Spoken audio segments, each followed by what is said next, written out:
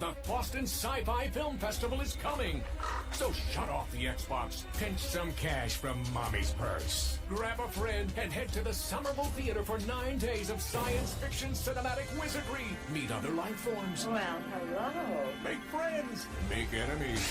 Welcome to Earth. Then cap it off with a 24-hour movie marathon. 24 hours from now, some of us could survive. You want tickets? BostonSciFi.com. Well, in case you didn't notice, that said 2017, and we're not in 2017. Sometimes I wish we were in 2017, but this is Boston Sci-Fi Presents podcast. This edition is all about the book. And why are we talking about the book? We're talking about the book because we're 50 years old this year, and we are proud to present two of the authors, the only two authors of the book, Robert Viagas and Harry Lohr Jr. And there's the cover of the book. This is what it's going to look like. We're still processing it. We're going to have it's going to go on sale in just a couple of days. But we wanted to talk to the authors of the book that chronicles the history of the Boston Science Fiction Film Festival. And Robert, why don't you introduce yourself to our audience? My name is Robert Viagas. I have been as you can see from my credits down there, I used to be editor of Playbill in New York. I'm now editor-in-chief of a company called Encore Theater Programs. I do theater programs all over the country, including Boston. And I've written 23 books on the performing arts. And I was introduced to the marathon, the entire Boston sci-fi world back in 1979. And I am proud to say that I have never missed a single marathon since then. And then, of course, adding the festival. And when I heard that you guys were doing a book about the whole thing, about the history of it, I have to tell you, Garen, you can attest to this. I got on the phone and I believe I threatened your life if I could not participate in this project. I think that's exactly what you did, and I quaked in my boots because I know what a monster you can actually be.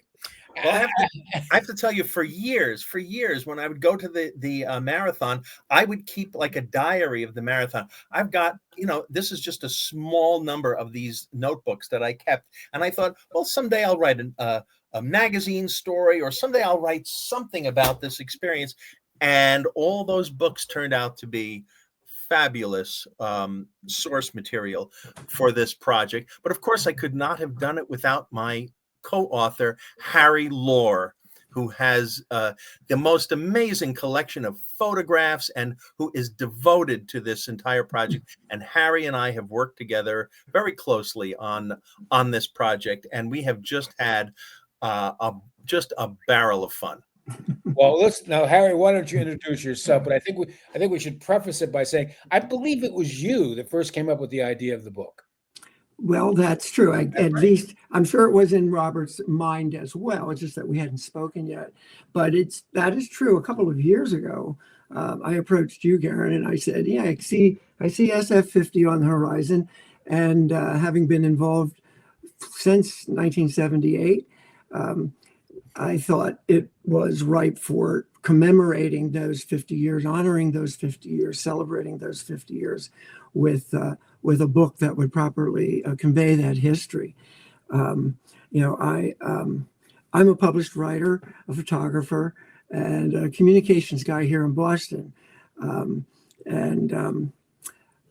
I think, as Robert began to introduce there, I think our backstories of how we got involved and why we've stayed at it for so long, most of us, like Robert and me, volunteers, are emblematic of Boston Sci-Fi's mission, which, Garen, I think you've captured very nicely in 3 words: imagination, cinema, and kinship. And to that, I would add community. I think Boston Sci-Fi's longevity is a testament to the power of those principles. 50 years and is an impressive run for any volunteer-based enterprise.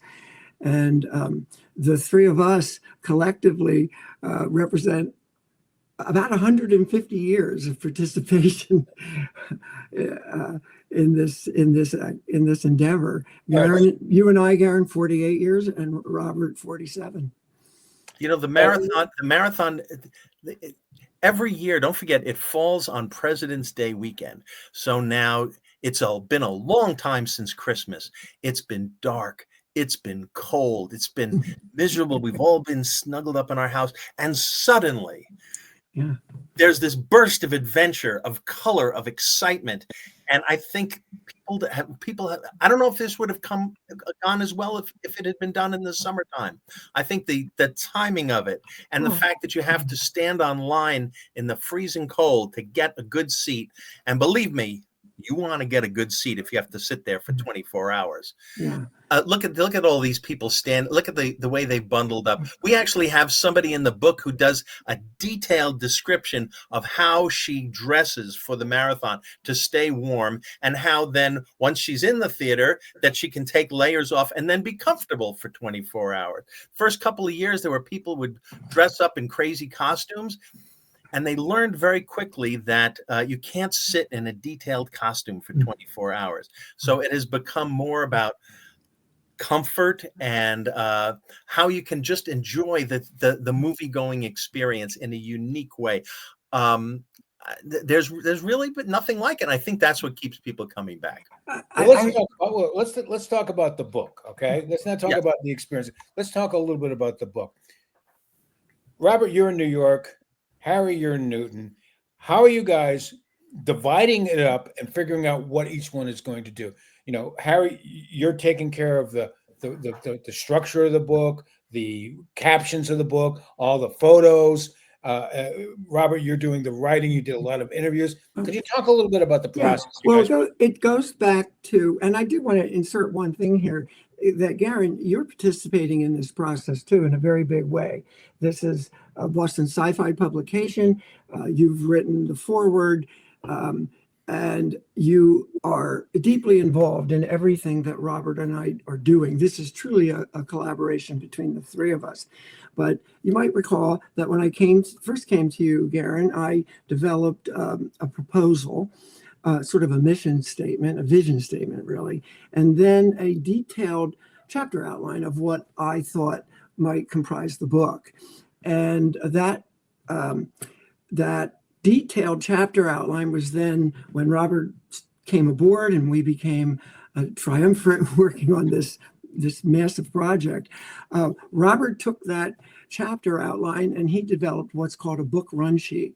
And the book run sheet is a very detailed sort of sequence of a checklist, really, of all of the narrative and visual content in the book in the order that Robert and I worked out some details where we wanted to jigger my original chapter outline, but it is pretty close, isn't it, Robert, to the original chapter Very outline? close. I mean, I followed it exactly, but I think the key thing was, well, early on when we talked about not just how the book would be structured, although that of course was important and that's how we did it, but the conceptual underpinnings of the book. And we didn't just want to tell a history, just like a list of movie titles and things like that. We wanted to do a book about the audience, about the people who come to see it and what they get out of it. And that really was an inspiration to me, because I've actually written a whole book about audiences, history of audiences, and I wrote in that book about my experience at the marathon. So in addition to kind of the lists of titles and what movies were about and things like that, I also talked about what it was like to be in the audience, and we interviewed dozens of people who, some of them were people who put the marathon together, who make it happen, but a lot of them were just people out in the seats, people who bought tickets, people who go year after year. I interviewed the first guy online every year. He has to be the first one online. And what does it take to do that? And it's amazing the variety of stories, the different emotional connections that different people have with this experience, and that really, to me, is the heart of the book, and that's what I tried to pursue using the outline that you came up with, Harry, Garen, using the conceptual idea, you said you really wanted it to be about the people who go there, and that was how I approached it. But then handed it over to each thing as it was done was handed over to Harry, who has a wealth of experience and a backstage guy, and he knew all the backstage stories. So it wasn't my part was out in the audience. His part was all the things that went into creating this thing that doesn't just happen by magic, or maybe it does happen by magic, but he was able to supply all that background, that rich background that really makes the book. Thank you, Robert. That comes from having been part of the production team for part of this experience for 5 decades and part of the production team for 4 decades. And it's just in my nature. I'm a documentarian, so I captured so much of that. I think equally important, you're absolutely right, the stories is the heart and soul of the book. Equally important is the filmmakers and the stories that they bring and the imagination that they bring to science fiction. And we're capturing that in the book as well. And we'll talk about it later in the podcast, the filmmakers and the artwork. Boston Sci-Fi, 50 years old now, has an incredibly rich history, a plethora of original artwork that draws inspiration from some things that are out there in the public that are easily recognized. But it is mind-blowing, the actual quantity of artwork that precedes that cover that you see on our book, and that will be used, I think, throughout SF50 celebration. So the book is, if people, I think, are going to love it, I hope, when they open that thing up. Not just people who have been a part of the Boston Sci-Fi experience, who've come to the festival and come to the marathon for 50 years, but anyone who is interested in science fiction cinema or film festivals, the film-going experience, science fiction art, and how that's propagated across other genre, literature and painting and music. All of that's part of the book. And our appendices of the book, which are very robust, is where it's almost the appendices almost serve as a research resources. When I'm long gone, somebody can crack this book open and learn in detail, every detail, all the minutiae of every nearly 1,000 films that have screened in the Boston Science Fiction Film Festival and 24-hour marathon. And all of the people who have performed and appeared live and accompanied our silent film presentations. We've had many different artists come and do that live music. So all of that's in the book, and it plays out in the course of the narratives that we've developed, that the interviews, the dozens of interviews that Robert has done, and then it's all there in its exquisite detail in the appendices. Well, let's talk about the origins. Okay, we started at. I mean, the title of the book is "It Came from the Orson Welles," and you guys experienced the Orson Welles, and Robert, you had a chance to interview Larry Jackson, the guy that actually programmed the first issues. What did you learn from Larry and from your interviews of people from that period? Well, what was really interesting was the fact that the Orson Welles cinema, which burned down after 10 years of marathons, that it was formed not just to showcase the best of films of that period, but it really became like a cultural center. People moving to Boston could learn so much about Boston just by hanging out at the theater. And don't forget, it wasn't just a theater. There was a restaurant there. There was a film school there. There were all these other sandbox. You know about the sandbox. The sandbox, right? Yes, I know about the sandbox. Perhaps you could describe that in a little more detail, but we have all of that in the book. And I remember going there for the first time and just being amazed at this strange little place, not far from Harvard Square, just a couple of blocks from Harvard Square, and all these interesting, crazy people who were going to see the movies there. And they did a whole bunch of week-long festivals. They did a horror festival. They did a cartoon festival. They did all these things, and at one point, they decided, really, they kind of backed into doing a science fiction marathon. They had science fiction festivals before, like week-long festivals, but they wanted to. There was a BosCon, which is a convention, a science fiction convention in Boston, and they thought, what can we do to get some of these crazy people to come out to our movie theater? Let's show a whole bunch of science fiction movies. Let's have a marathon of science fiction movies and challenge them to, are you really fans? Are you really serious science fiction fans? If you are, you must come to this marathon of science fiction movies. And who would have thought, out of all the things that they did, the amazing variety of things that they did at that movie theater at the Orson Welles Cinema, named for Orson Welles, who did come and visit the cinema at one point. We have that story about what it was like for all the people who worked there to suddenly see, Moses suddenly appear in their theater. I was there that night. Yeah, that's right. Were you? Yeah. I didn't know that. I was there. And how it even came to be named the Orson Welles Cinema, and how, out of all the things that they did, that the science fiction marathon and eventually the festival were the things that have survived from that period, and that continues to excite and satisfy movie fans here now. 50 years, half a century later, the theater is gone. Festivals are all those other crazy festivals are gone, but the science fiction lives on. I think its timing goes back to something you said earlier, Robert, that in the dead of winter. Remember 1976, 77, 78, these first few years, there was no watching movies at home and VHS it didn't even exist yet, much less, DVD, Blu-ray, and streaming. So, and with Boston having the highest student density of any city in the nation, it was like, let's give folks something to do in the dead of winter. And I think that was a big part of the timing. And as you alluded earlier, it's quite key to its own. I think it's a part of its rich success in the years since.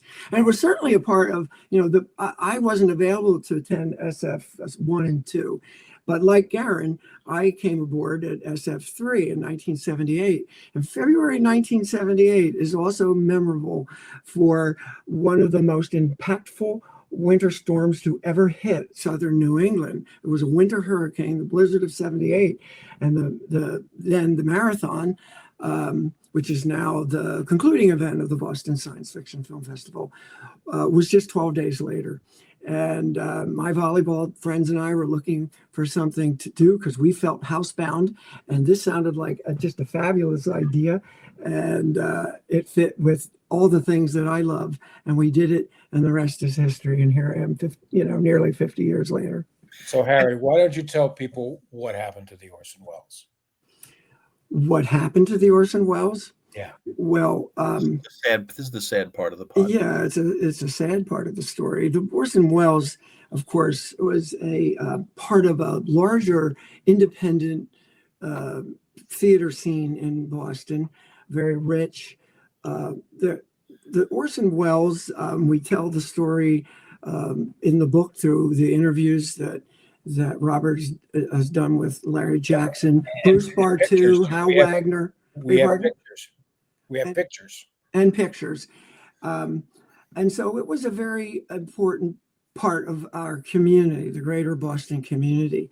And in 1987, there was a fire that was determined that this was subsequent to the marathon that year, that it was started with the popcorn machine. The popcorn machine. Yeah, at the Orson Welles. They lived by popcorn and they died by popcorn. And it ravaged the building. It gutted the Well, theater. you can see the picture here, and if I'm correct, the figure you see in that picture is Hal Wagner.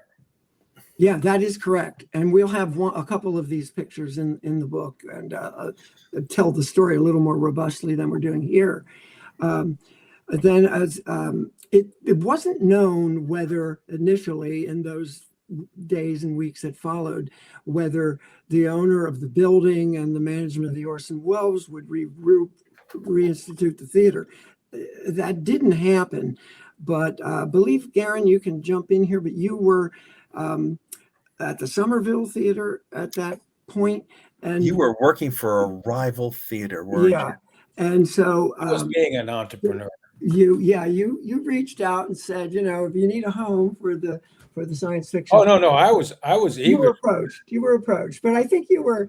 I was eager. I mean, because you had been at the Wells. We haven't told that story here in the podcast tonight, but you were at the Wells prior to this, and you were a big part. In fact, you were the one that established the moniker SF3. Yeah. And here we are all these years later with SF50. That's because of you, Garen.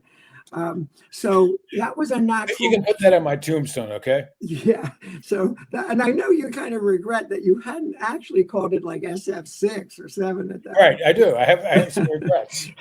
but here we are. And again, don't we all? So you two, so the people at the Wells and you got together, and the marathon moved. We didn't know at the time, temporarily to the Somerville Theater. But you know what's important to remember about all of that is that the fans came with it. Oh, absolutely. They moved with it. And that's an amazing piece. And Robert, I think one of the things that I love about what you have done is that you've interviewed so many different kinds of it. Marathon fans, festival fans, filmmakers, people involved in the background. Is there something that you could, kind of like make a overarching, who are these people and why do they do what they do?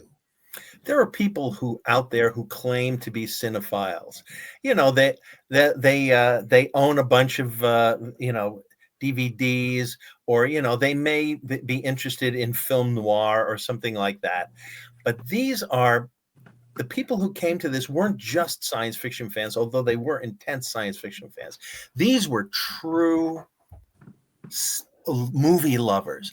They loved the experience, not just of watching movies at home on TV, or they liked going to see it in a theater, in a real theater. And one of the great things about the Somerville is it's never been chopped up into tiny little theaters. There are some theaters that they have built in that building, but originally it was a vaudeville theater, and it was a legitimate theater, and they've kept that there. They still have a balcony. They still have a popcorn machine in the lobby. It's a real theater, and you go in there, and there's an experience that you have being part of an audience, a big audience, people surrounding you, everybody reacting at once. That is there's nothing like it. And I think that is what all these people have in common.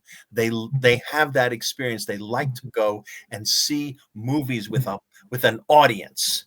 This is true of every aspect of the Boston Science Fiction Film Festival. Science fiction fans tend to be very knowledgeable, as you say, Robert. Oh yes, they're a stickler for details. Believe me, as one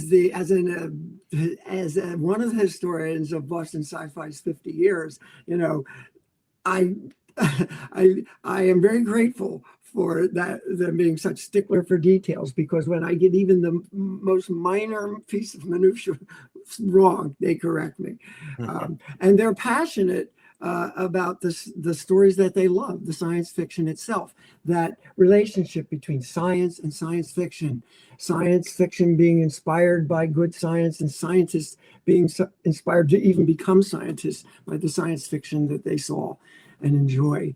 And you'll see that passion exemplified when you attend a festival film during the week, and you hear the questions that the fans pose to the filmmakers who come and do the Q&As, or in their enthusiastic dedication to the 24-hour marathon and its traditions. For me, it's always been kind of like a Woodstock in a movie theater. And so there's that too. It's almost as if it's more than just the movie experience. It's what I really said at the top about community and kinship and just that connection. Sometimes to people I've only seen, 48 times in my life. One day, 48 times in my life. Right. We spent about a month and a half together. Yeah, we have. Add it all up. So, over 4 decades, over 5 decades. Yeah. Yeah. Can I make 2 points? Just two quick points. Sure. Point number one. One thing that's great about science fiction is it can be so many different things. You can have a comedic science fiction. You can have hard science fiction. You have spaceship science fiction. You have time travel science fiction. You can have horror science fiction. You can have musical science fiction. Romantic comedies.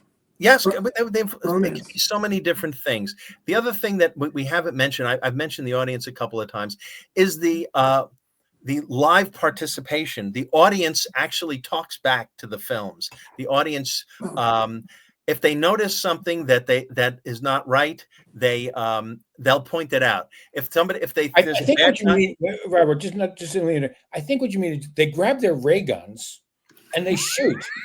Ray guns? Did you say ray guns? I said ray guns. When a bad guy comes on the screen, we will sometimes shoot them with our ray guns. This is at the marathon we're talking. By the way, I have 2 ray guns. I'm a 2 ray gun guy. One thing that is that is also so interesting about that, Harry said it. Harry said how people notice things. Example. For some reason, they must have taught them this in movies, in cinema school. Apparently, there's a lot of scenes where people in a movie, a science fiction movie especially, will come into a room. They'll open the door, they'll come into the room, and they will not close the door.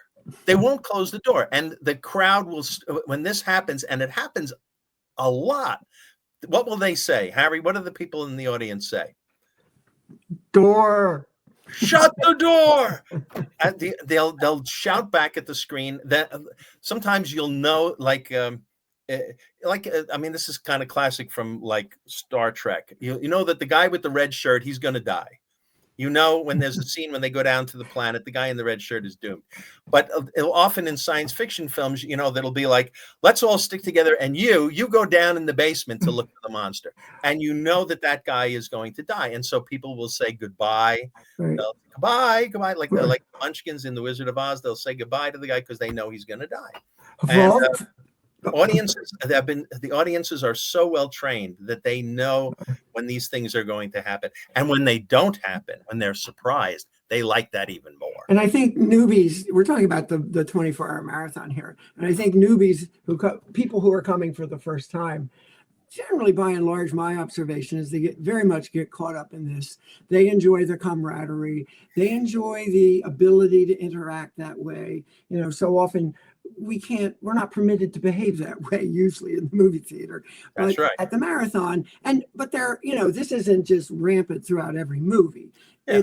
It's basically, it does tend to trend toward films where it's appropriate and it fits with the experience. I do want to say to the filmmakers from around the world who might be coming to SF50 and to Boston Science Fiction Film Festivals in the future that we're very respectful of your films when they show during the course of the week.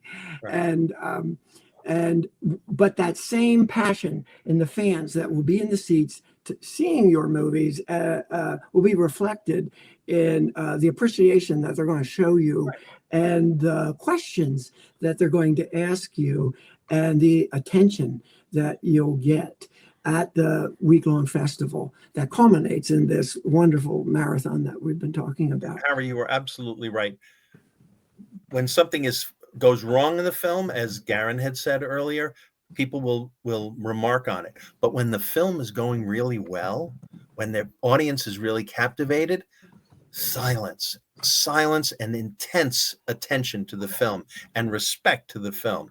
So that's part of it. That's part of the participation as well. By the way, I mostly what I've been talking about has been the marathon.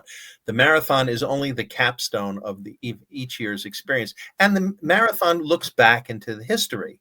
The festival looks forward. It's movie maker, the movies that are going to be science fiction, the science fiction hits of the future, the creators, the directors of the future, the writers of the future. So, like science fiction itself, we travel into the past, but the emphasis is traveling into the future. I created a timeline for the book. It's at the front of the book. And if we're going to do a timeline of science fiction history, you'd need a 200-page book that was just the timeline. So it had to be very, very selective. But it does help convey what Robert's talking about from the past to the future, in that science fiction is about 200 years old. That's when Mary Shelley published. She published Frankenstein in 1818. 1818 is right. Yeah. And many of the films that have screened, particularly in the marathon over the years, are H.G. Wells and Jules Verne and that sort of thing. And they're all 19th century. Many of them are 19th century books. And then I use that timeline to also show sort of scientific developments that somehow also connect to films and filmmaking and cinema, and then keep coming forward with the key moments in our Boston science fiction film history. And then what are the dates in the future when some of the films that we've screened, the setting for those films is in the future, in the present future. And so that timeline, in a very simplified way, because it's only a 2-page spread, attempts to convey that grand sweep of science fiction, and how the Boston Science Fiction Film Festival and Marathon has been both a presenter of that history and a protagonist to keep that moving in a very robust and exciting and engaging way going forward. And I really tip of the hat to you, Garen, because the boss, you are just such a key reason for Boston Sci-Fi being what it is today and what the film festival is today.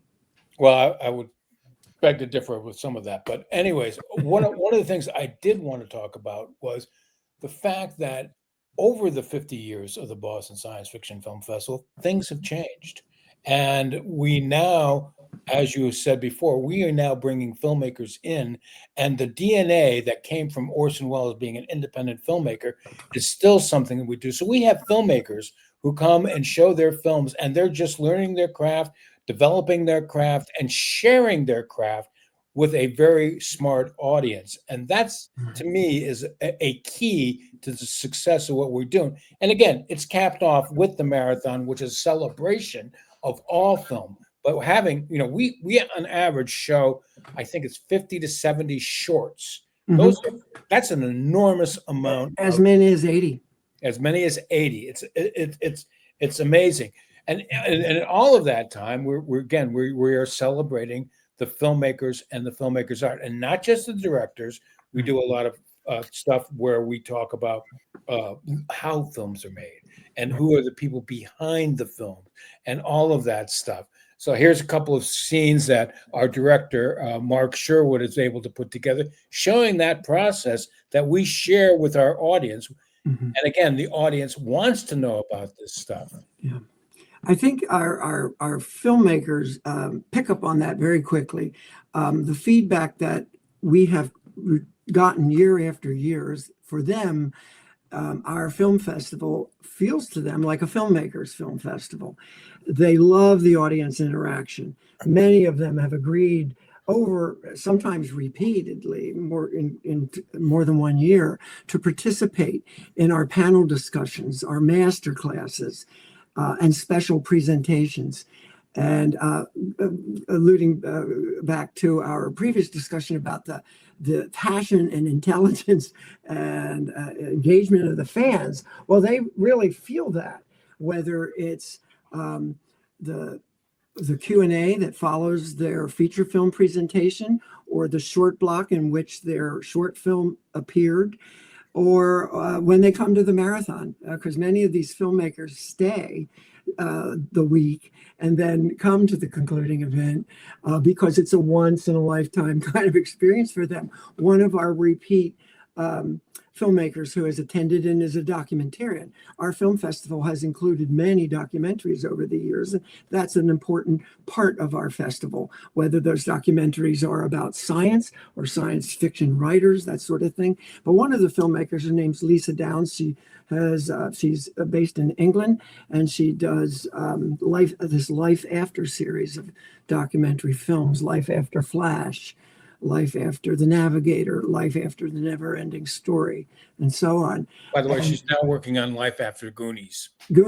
And she told me that we talked her into and she's participated in the panel discussions in multiple years. And I'm just using her as one example. This repeats itself again and again among other filmmakers. But she told me, when we talked her into sticking around for the marathon, she even got up on stage and introduced one of the films. And she told me that she'd never had an experience like that in her life. And then she's gone back to England and tell other folks to come over and attend our festival and stick around for the marathon. So, and we do filmmaker brunches. We've also made an effort in the last several years to focus on persons of color who make films, to women who make films, not just actresses, yes, actors, that's part of it, but women who write them, who are the cinematographers, who produce them, and even people with disabilities who are involved with filmmaking. So our festival has tried to become this very diverse event and reflect the real world. And behind the scenes as well. Exactly. Garen has brought on some amazing young people of a wide variety of backgrounds, to actually decide what the films are going to be shown and to organize these things. Our production team looks very different than this podcast. That's it's right. Not 3 old white guys. It's become a very diverse team. It's gender diverse. It's more diverse in every way. Hey, I'm Spanish. I'm diverse. And younger. People in their 20s and 30s, which is great to see that. So, Harry, earlier you talked about the wealth of photographs and ephemera. That brings us to the next topic that our producer Irene put together, and that was collectibles. And all of the things that we sell in the tchotchkes to try to make a little extra money, but now they're called collectibles. And here's a picture of our store. And, and then Robert's got. This is from SF-15. This is from 35 years ago. Wow, look, it's in good shape. You haven't washed it. You can't fit in it anymore. Well, what do you got there, Harry? Well, see, I was going to show. Whoops, a mug and a shirt. Yeah, what we do is, we'll have T-shirts, we'll have the mugs, buttons. Here's this FF37 and the SF37 button. I can't see what I'm doing there. There we go. Oh, no, that looks good. That looks good. Yeah. And I have about 40 years worth, like Robert, of this ephemera. I'm a collector, somewhat to my incredible wife Judy Karp's lament. Sometimes. By the way, let's give a little tip of the hat to Judy, because I know how hard Judy has worked behind the scenes to clean up, the errors, the errata that are in the manuscript, and she's done a great job. She's amazing. She's been involved behind the scenes with Boston SciFi for a long, long time. But I know that Robert's wife Donna also read every word that he wrote and gave Robert feedback. And then Judy edited every word of the book, Robert's and mine. And behind every man. Very indebted. But so anyway, she puts up with me collecting things. And so I didn't know how useful this would be in terms of putting the book together, 40 years ago, when I started collecting these buttons, mugs, T-shirts, hats, We got hats from different. Here's one of the marathoner hats. What's that say on it? SF30, I think. One year they did the theme of the marathon. They used to have themes every year. Bad Girls from Outer Space. Yeah, I all got that. Science fiction movies with women as the leads. And here's the T-shirt from it. Yeah.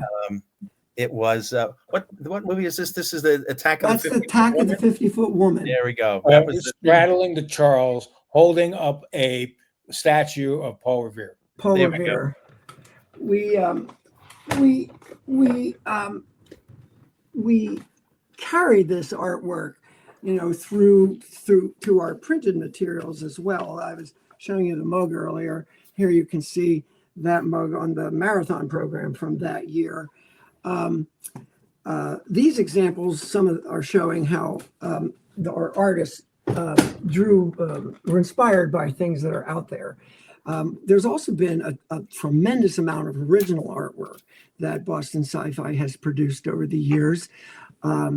We've had many people involved with that. One of the principals for many years and a longtime marathon attendee is Chris Phoenix of Phoenix Media in New York City, and Jeff Mann, one of the artists there. And they just won an award as one of the top 10 advertising agencies in the country.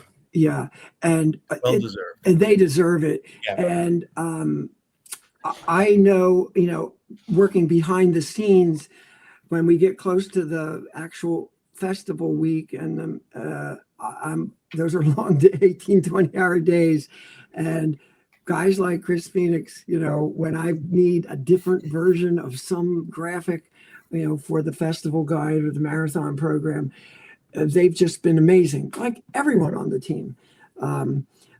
We have a team member now that's really gone back through some of our archives and is using some of this imagery to create new SF50 versions of some of our old ephemera. So that's kind of fun to see. The original, it came from the Orson Welles T-shirt. Even the tickets themselves, the hard copy tickets, were just beautiful. This is the ticket from SF50 that's coming up. Look at this. This is just gorgeous. You don't want somebody to tear it. It's a work of art. And a lot of them, I have all those tickets, and they're all like this, or many of them are like this. Yeah. Well, let's talk a little bit about our closing event, the marathon. And we actually have, in our normal Boston Sci-Fi podcast, we have lots of clips. We don't have a lot of clips. Mark did a great job of putting these montages together. But we do have a clip from a alien mating call contest. Now, the quality is not super good, but it kind of gives you a sense of what the marathon is like. Here's that clip. It's a split decision.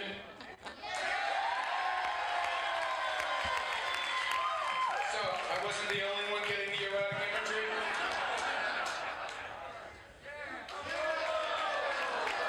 I think it's anonymous.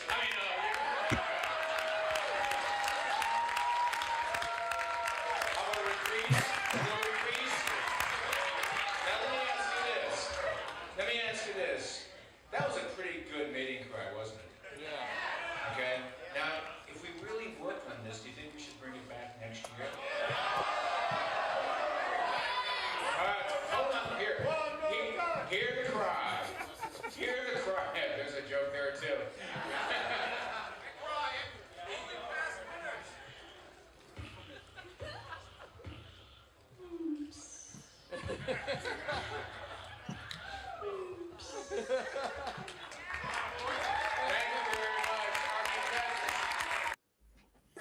I love that. That fella taking photographs there looked like I was wearing one of those red shirts from Star Trek. That was me. By the way, I myself am a two-time winner of the alien mating call. I did not know that. I'm surprised. I'm honored that you're on this podcast. That was my mating call. Really? Well, I think. Now, wait a second. I have a question. Have you done that for Donna? I have, and she married me anyway. I think that clip conveys the silly side of the marathon, because the marathon is some of the best science fiction you will ever see. It is some science fiction you will see nowhere else. When we show a silent film that hasn't been seen in 100 years, and we have one of the best, keyboardists, composers in the world come and accompany it with live musical accompaniment. Jeff Rapsis comes in and he composes in his head an accompaniment to the silent films, and he's done it about a half a dozen times or more. Yeah, and I believe that we are either seeking him or we have already signed him to. We've signed him for the. He's going to be performing at the 50th. At the 50th Science Fiction Festival. He will, and what is it? Algol? What's the film? Algol. It's a 1920 German expressionistic film by a lot of the people that made The Cabinet of Dr. Caligari. It was considered a lost film until about 10 years ago. And Emil Jannings, who, for those of us who watched the Oscars, was the first male Oscar winner and the only German to ever win an Oscar. So it's really an interesting. And he was also. And where else would you see that with a live musical accompaniment the way they saw it when the silent films came out? People call them silent films, but in fact they had live musical accompaniment. Yeah. And this is the kind of thing that attracts real movie lovers, real cinephiles to this event. Exactly. And I think, I hope, what we're conveying here is that the festival and the marathon, and now we're talking about the marathon specifically, but it's this rich experience of great science fiction, some bad science fiction sometimes, which we've intentionally booked because it's interesting and it generates all this audience participation, which is tons of fun. We've got the cosplay and the costumes and the antenna, and it's just this nice mix where the moving and serious and funny and romantic science fiction is leavened with some silliness and camaraderie and just good fun of spending 24 hours together in a movie theater. Long before Mystery Science Theater, we were doing making fun of the movies as we watched them, except it wasn't just somebody who was hired to do it. It was from the audience. It was grassroots from the audience. So we got a picture of wheat checks, rice checks here, and I'll tell this story because it's one of my favorite stories. Back, I think it was in the late '90s, we ended up booking a film that was a TV show called Commander Cody, I believe it was, and it was in 35 millimeter. And we had no idea what it was going to look like. We got it from this crazy guy from Kansas City, and he shipped it to us as it was. And so when we started playing it, all of a sudden there were commercials in it for wheat checks and rice checks, and the audience automatically started doing a tastes great, less filling kind of thing. That still exists today as one of those little things that a crowd ends up adapting and adopting and making their own. That's right. People still yell wheat checks and rice checks, including people who have no idea where that came from. They just like the idea of yelling wheat checks. And of course, there's always somebody yell honey nut checks just to be different. When they read the book, they'll know. Right. So that brings us back to the book. The book is almost complete, and we're going to end up putting it on sale shortly for pre-sales. It should be ready for February for people to pick up. What do you want people to take away from the book? I'll start with you, Robert. You talked to all these people. You got a sense of what they said. What do you think they're going to want to know about this? Well, one thing that's great is that a lot of the people who founded the marathon are still with us. I was actually able to talk to a lot of them. And the concern is that, naturally, as time goes along, people will create their own new traditions and things like that.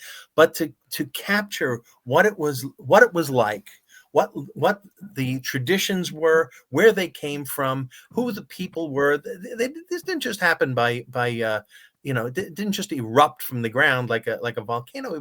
It came about through people being creative and loving science fiction, and that's what I'd like people to take away from it. That they don't have to just sit there very quietly and unless the movie's really great, they don't have to just sit there and just receive things. That they are they become a part of it.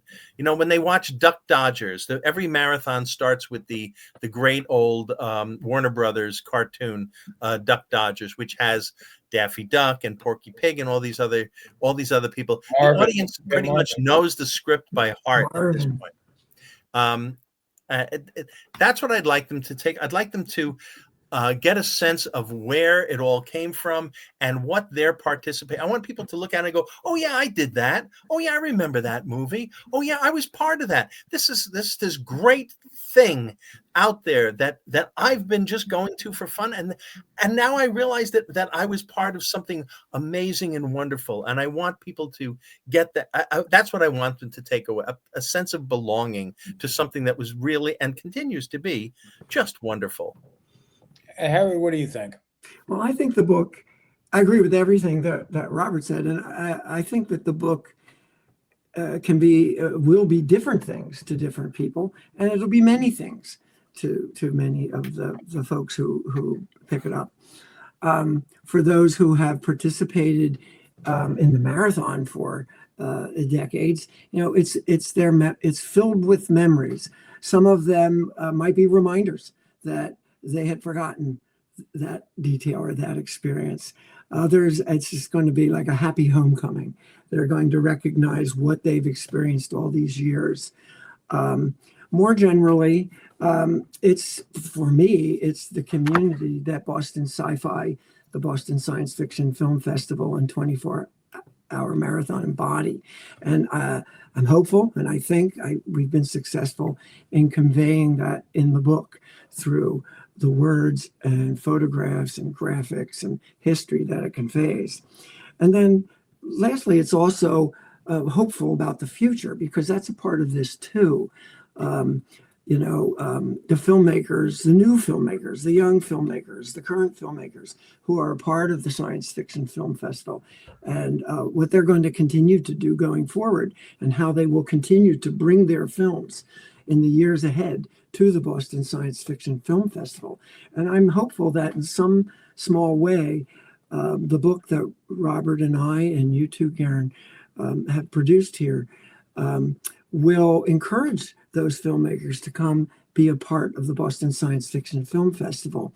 And I hope it encourages somebody who just happens upon the book that maybe didn't realize just how diverse and broad the scope of science fiction is, and this crazy, wonderful experience that is our festival and marathon. They'll see the words and photos in this book, and they'll say, "Hey, I want to come be a part of that." So I'm hoping that the book helps to bring all of that about. Well, I think you guys are shortchanging yourself a little bit, because I think what you've created is a chronicle of a community through a period of time that has seen rapid change, and how that community has stayed together through the loveliness of cinema and through the delight of being together and enjoying that communal bond. And that's really what I think this book is going to be about. And I know the amount of work that both of you guys have put into this, and it's amazing. So for me, I want to thank you both for doing what you've done. And I think everyone will appreciate it, because the meticulousness of Harry, with all your sheets and stuff like that, the writing of Robert, it's just awesome. It's just really, really awesome. So I hope people will take an effort. Like I said, the book goes on sale on Friday, and buy it for a holiday gift for anyone, and you'll pick it up at the festival in February. Is there anything else you guys want to add before we leave? I also, one of the things that I asked several people was, what did they think SF 100 was going to be like? And I've got some funny answers back from that. One of them said it would be on Mars, New Boston, I guess, on Mars. But I also wanted to make, as a writer myself, I wanted to make life a little easier for the guy or gal or whatever sort of creature is around in 50 years who does the 100th anniversary book. I just wanted to make their lives a little easier for the first 50 years. The second 50 years, they can take care of themselves, but they'll be able to look back and say, thank God those two guys wrote everything down 50 years ago. It certainly made my life easier. Well, and I just want to thank each of you. I want to thank you, Robert, and you, Garen, for being on this 50-year journey with me, and for being on this, couple of years journey of putting this book together and bringing it to life. And I really want to thank you both from the bottom of my heart. Oh, you're welcome, because it's been a great. Mutual. As someone recently said, it's been a fantastic voyage. Yes, that was Harry. Anyways, That's my wife, Judy. It's time for us to wrap up this podcast. I want to thank everyone for watching. I want to thank Robert and Harry for joining us. I want to thank Irene and Mark for behind the scenes. Our next podcast, we don't know exactly what it's going to be, but we know we're going to do one on how to survive the marathon. We're going to also have interviews with directors and people who are attending the festival. And you can always find us on our YouTube channel, YouTube/C/Boston Sci-Fi, or go to Buzzsprout and find us all over on Spotify, Apple Podcasts, and things like that. And of course, you'll be able to buy the book, tickets, and all that collectible stuff that we just showed you at bostonsci-fi.com. My name is Garen Daly. Thank you so much for joining us, and we'll see you soon.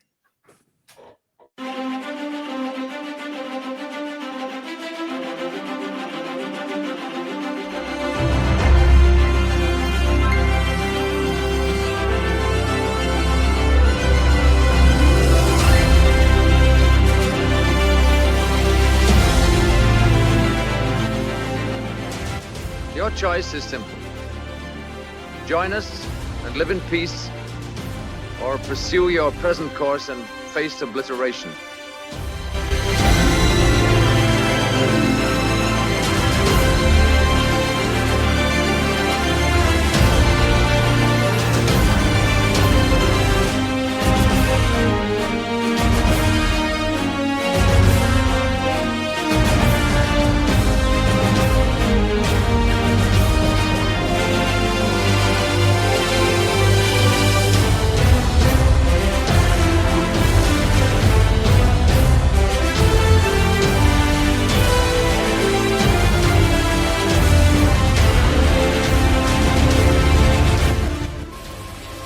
All those moments will be lost in time, like tears.